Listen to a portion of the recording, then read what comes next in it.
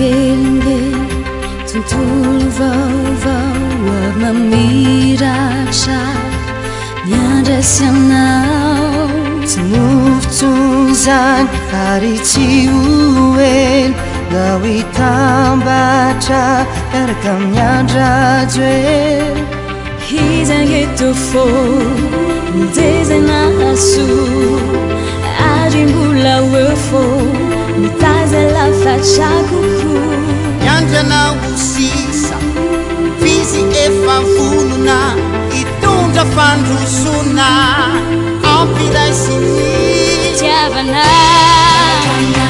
io no lehibe indrindra fitiavana toerana mampirindra ny fiainana toerana azo antoka fitiavana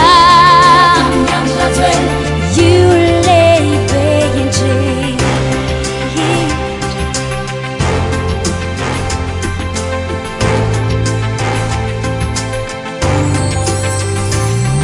sainy iray nefa